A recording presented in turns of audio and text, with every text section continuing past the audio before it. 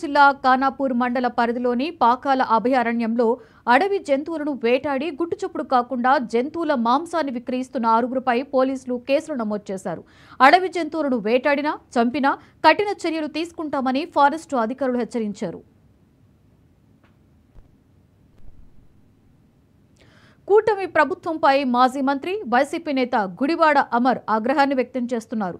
CM Chandrababu రాజకీయ కక్షతో వైఎస్ఆర్ పేర్లను మార్చుతున్నారని మండిపడ్డారు. గతంలో పలుచోట్ల రాజశేఖర రెడ్డి విగ్రహాలు తొలగించిన ప్రభుత్వం ఇప్పుడు విశాఖ క్రికెట్ స్టేడియం పేరును మార్చడం దారుణమని అన్నారు.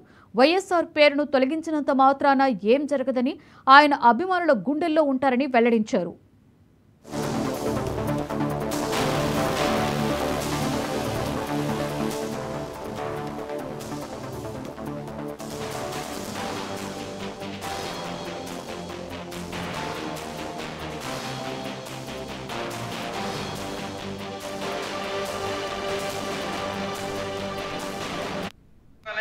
బ్రాండ్ ఏదైతే ఉందో అది కనబడకుండా చేయాలనేటువంటి దాని మీద వారు ప్రయత్నాలు చేస్తున్నట్టుగా అనేక సందర్భాల్లో చూసాం.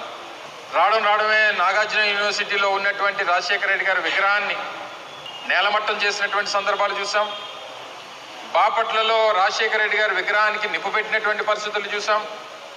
చివరికి ఈరోజు అత్యంత ప్రతిష్టాత్మకమైనటువంటి విశాఖపట్నంలో ఉన్నటువంటి పోతిని మల్లపాలెంలో ఉన్నటువంటి ఇంటర్నేషనల్ క్రికెట్ స్టేడియంకి రాజశేఖర రెడ్డి గారి పేరు మీద ఆ స్టేడియం ఉంటే ఈరోజు కొత్తగా వారి పేరును తొలగించి కేవలం Andhra cricket association VDCA cricket stadium అని చెప్పి కొత్తగా చేసినటువంటి మార్పుల్లో రాజశేఖర రెడ్డి గారి పేరును తొలగించినటువంటి విషయాన్ని కూడా మనందరం కూడా